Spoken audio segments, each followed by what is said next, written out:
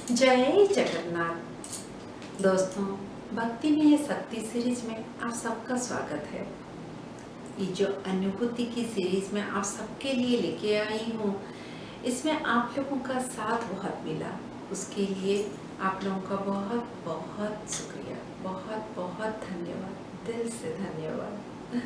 दोस्तों, चलिए आज की जो नई अनुभूति है, एक किसी के साथ घटी हुई सच्ची घटना, चलिए शुरू करते हैं। तो आज की अनुभूति को मैंने लिया है अपरिसीमा श्री जगन्नाथ पुस्तक से, जिसको संपादन किए हैं पीताम्बर राउतराय जी।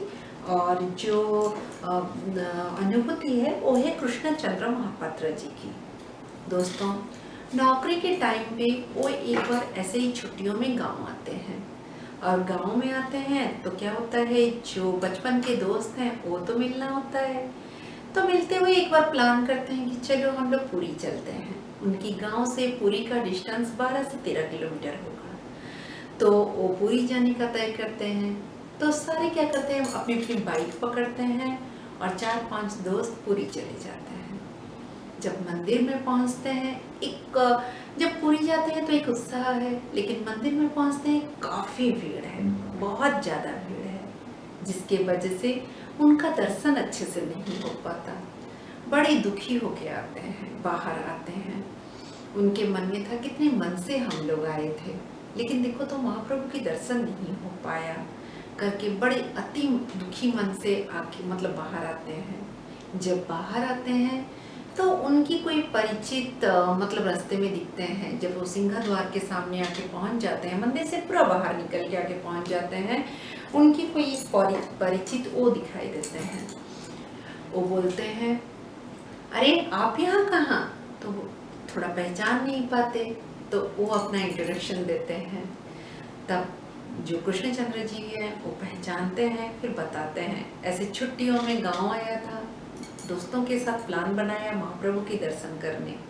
तो उन्होंने बोला, दर्शन हुआ?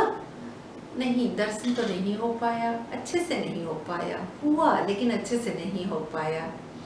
तो उस टाइम जो उनके परिचित व्यक्ति हैं वो बोलते हैं, आज महाप्रभु की खास बेसा है, एक खास रूप धारण करेंगे महाप्रभु, जिसके वजह से थोड़ा सा दिनचर्या में टाइम का बदलाव हुआ है और भीड़ ज़्यादा है। अभी आप लोग मेरे साथ चलिए, आप लोगों को अच्छे से दर्शन करवाता हूँ। फिर उनके साथ जाते हैं, बहुत ही अच्छे से दर्शन करके आते हैं। दर्शन इतना सुंदर होता है कि वो मन ही मन खुश हो जाते हैं। जितनी कोशिश करते हैं, जो परिचित व्यक्ति उनको अपना इंट्रोडक्शन भी देते हैं, तब भी कृष्णचंद्र जी याद करके भी उनको याद नहीं कर पाते कि वो उनको सच में जानते हैं करके। तो दोस्तों, वो खुद सोचते हैं, जब दुखी मन से मंदिर से जा रहा था और महाप्रभु को कोस रहा था कि क्या गलती हो गई जो तूने दर्शन नहीं दिया, तभी खुद आके दर्शन करवा दिए। वो यहाँ पे लिखते हैं, नाहं तिस्मामि वैकुंठे जोगिनां हृदये नच मद्भक्ता जत्र गायन्ति तत्र तिष्ठामि नारद। दोस्तों, इस अनुभूति के बाद उन्होंने और एक अनुभूति लिखी है। वो क्या होता है, वो हर साल जब वो भुवनेश्वर की सेक्रेटरीट में जॉब कर रहे थे, वो हर साल रथ यात्रा के टाइम पे पुरी जाते हैं, और पुरी जाके महाप्रभु का जो रथ खींचना, महाप्रभु की दर्शन करना, महाप्रभु को छूना, सब करके, और रथ में महाप्रभु को छूना सब करके वहाँ से आते थे। उस साल रथ यात्रा में भी वो पुरी गए। बस में काफ़ी भीड़ थी, गए, बहुत ही परेशान होके गए, मंदिर तक गए, लेकिन उनके पहुंचने से पहले पौंडी खत्म हो चुका था, क्योंकि पौंडी महाप्रभु मंदिर मंदिर से आके रथ में बैठ चुके थे। रथ खींचने की बहुत कोशिश किए, नहीं खींच पाए, उस दुखी मन से वहां से आ गए। जब रथ खींच नहीं पाए, इतनी भीड़ की वजह से भूख बहुत तेज थी, सोचे कहीं पे थोड़ा सा खाना खा के चला जाता हूँ, आज तो कुछ नहीं हो पाया, ना तेरा दर्शन अच्छे से हुआ, ना तेरा पौंडी देख पाया, ना रथ खींच पाया, ना रथ छू पाया, ना रथ की रस्सी को छू पाया। पता नहीं कौन सी दुश्मनी तूने निभा लिया, बोल के गुस्से में वहां से आ रहे थे। बोले पहले खाना खाऊंगा फिर भुवनेश्वर जाऊंगा। लेकिन दोस्तों, जिस होटल में भी जाएं, हर होटल में खाना खत्म। वही भूखे प्यासे वहां से आ गए। आते टाइम बोल के आए, अब जा रहा हूँ, अब दूसरी बार यहाँ पे नहीं आऊंगा, जब तू बुलाएगा, खुद गाड़ी करके बुलाएगा तब आऊंगा। जो रथ यात्रा के ठीक 9 दिन बाद मतलब बाहुड़ा यात्रा होता है, तो बोले बाहुड़ा में तो बिल्कुल नहीं आऊंगा, अगर तू गाड़ी करके खुद मुझे बुलाएगा तब आऊंगा। इतने मन से आया, ना दर्शन दिया, ना रस्सी छूने दिया, ना भूखे को खाना दिया, और ऐसे ही मुझे भेज रहा है। बहुत दुखी मन से, बहुत गुस्से में वहां से आ गए। कुछ क्षण का गुस्सा था दोस्तों। दूसरे दिन सुबह हुई, गुस्सा भूल गए, सब कुछ भूल गए, अपनी काम में व्यस्त हो गए। बाहुड़ा वाले दिन ऐसे धीरे धीरे धीरे धीरे समय बीत गया और बाहुड़ा आया। जब बाहुड़ा वाले दिन सुबह क्या होता है, उनके ऑफिस में एक कॉलीग आके उनको पूछते हैं, महापात्र जी पूरी चले क्या? वो खुद अपनी चेयर से देख के उठ के ऐसे देखते हैं, बोलते हैं आप कौन? वो बोलते हैं आप जब एसडीओ के पोस्ट में थे तब मैं तहसीलदार था, आप शायद पहचान नहीं पाए, और मेरा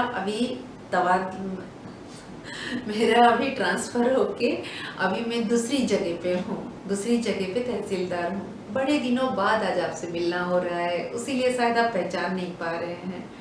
मैं भुवनेश्वर आया था किसी काम से और पूरी जा रहा हूँ। आज बाहुड़ा है, सोचा महाप्रभु की दर्शन करेंगे और रथ खींचेंगे, रथ खींचेंगे और आराम से प्रसाद खा के फिर प्रसाद पा के फिर वहां से आ जाएंगे। तो सोचा आपको क्यों ना साथ लेके चलूं, आप चलेंगे क्या साथ? जैसे बोलते हैं तो महापात्र जी राजी हो जाते हैं। पूरी के नाम से कौन भी राजी ना हो। फिर आके उनकी कार में बैठते हैं और दोनों साथ महाप्रभु के दर्शन के लिए पूरी आते हैं। दर्शन बहुत अच्छे से होती है।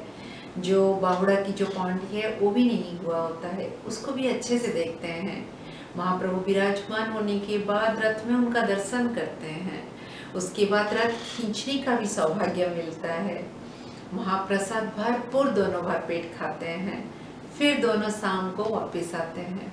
वापस आने के टाइम में उनको याद आता है, रथ यात्रा वाले दिन गुस्से में बोला था अगर गाड़ी करके खुद नहीं बुलाएगा तो मैं नहीं आऊंगा, और सच में तूने बाहुड़ा वाले दिन गाड़ी करके मुझे बुला लिया। जिस सहकर्मी को मैं पहचानता नहीं था, भूल गया था, कहाँ से उनको भेज दिया मुझे लाने के लिए। धन्य तेरी करिश्मा। उनकी मुंह से इतना ही सब निकलता है। दोस्तों, ये करिश्मा जब किसी के साथ घटता है ना, और किसी का जब भगवत विश्वास उतना होता है तब उसको ही विश्वास होता है, क्योंकि उसकी विश्वास में इतनी शक्ति होती है कि वो खुद मानता है कि ये सच में ये महाप्रभु ही किए हैं। मुझे तो विश्वास हुआ, आप सबको हुआ कि नहीं? करना पड़ेगा, अनुभूति झूठ नहीं है। दोस्तों, अगर अनुभूति अच्छी लगती है तो आप लोग इसको लाइक कीजिए और अपनी फैमिली फ्रेंड्स के साथ शेयर कीजिए। चैनल को सब्सक्राइब नहीं किए हैं तो कर दीजिए। एक नई अनुभूति, एक नई घटना के साथ बहुत जल्दी फिर मिलती हूँ। जय जगन्नाथ।